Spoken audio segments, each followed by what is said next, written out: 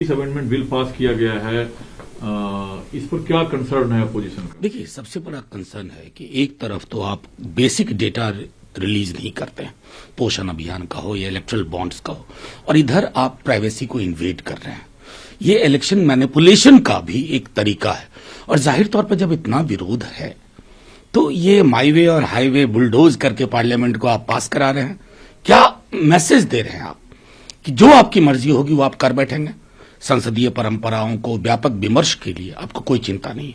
आज वो राज्यसभा में भी वही कोशिश करेंगे, और हम अभी भी हाथ जोड़ के आग्रह करेंगे कि आसमान नहीं टूट पड़ेगा, इसको आप स्टैंडिंग कमेटी में भेजिए ताकि एक व्यापक कंसल्टेशन हो और चुस्त दुरुस्त होकर के इसे लाया जाए। लेकिन सर, जो बिल पासेज हो रहे हैं उसमें ज्यादातर समय ये देखा जाता है आप लोगों को बिल के मसौदे से दिक्कत है या बिना चर्चा का बिल पास हो रहा है, इससे दिक्कत? देखिए, कई इसमें एक तरह से उत्तर नहीं दिया सकता। कुछ बिल हैं जिसको लेकर के समेकित राय होती है, उसमें विमर्श करके उसको और बढ़िया बनाने की कोशिश होती है।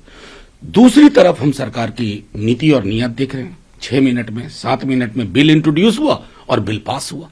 तो जिन लोगों ने इस नींव को रखा था ना कि राधा कृष्णन कहते थे डिलिबरेशन, आपने तो उसका कत्ल करके रख दिया। इस लोकसभा में खास तौर पर, ये 17वीं लोकसभा है, इसने तो ये संदेश दिया है कि जो हमारी मर्जी होगी करेंगे, हमें कोई चिंता नहीं। परिसीमन आयोग ने जम्मू कश्मीर के परिसीमन को लेकर जो मुलाकात की वहां के से, उस पर पीडीपी हो एनसी हो ने तक टिप्पणी किया है कि ये बीजेपी के राजनीतिक एजेंडे को आगे। देखिए, परिसीमन जिस तरह से किया गया है, मैं समझता हूं कि आप और एलिनेशन को बढ़ावा देंगे, एक सेंस ऑफ एलिनेशन और बढ़ेगा। ये सीधे तौर पर आपने शायद अपने कार्यालय में बैठ के परिसीमन तय किया है, इसका जमीन की हकीकत से कोई वास्ता नहीं।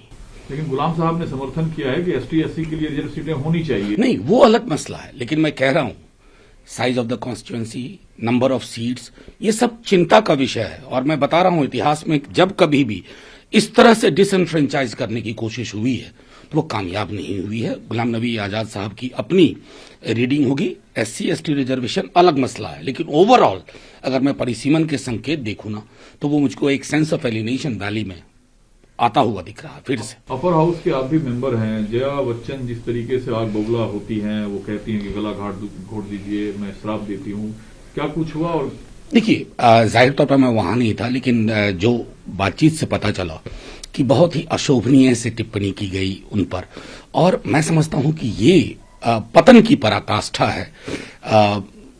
मैं बार बार दोहराता हूं कि संसदीय लोकतंत्र की गरिमा अगर खत्म होगी ना, तो लोकतंत्र की गरिमा खत्म होगी, और हम एक बीमार समाज, बीमार लोकतंत्र में लगातार।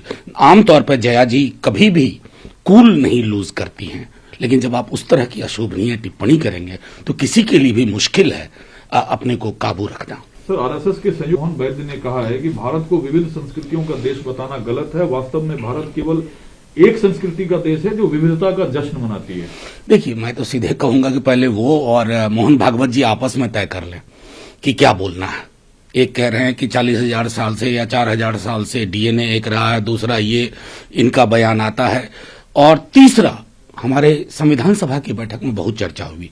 मैं उम्मीद मुझे नहीं है, लेकिन मैं चाहूंगा कि एक बार वो 5 बुक और डिफरेंट वॉल्यूम्स पढ़ लें।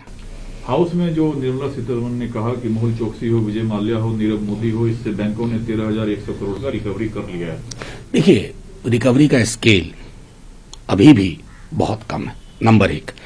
और दूसरी बात, मैं समझता हूं कि निर्मला जी को बेहद ईमानदारी से बताना चाहिए कि बैंकिंग सेक्टर में ये जो आफत सी आई हुई है और जिसका निदान आप प्राइवेटाइजेशन में ढूंढ रहे हैं, वो निदान नहीं है, वो बीमारी बढ़ाने वाला है।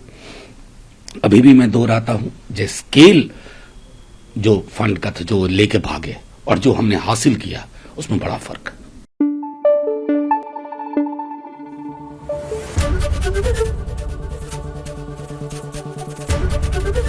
एबीपी न्यूज आपको रखे आगे।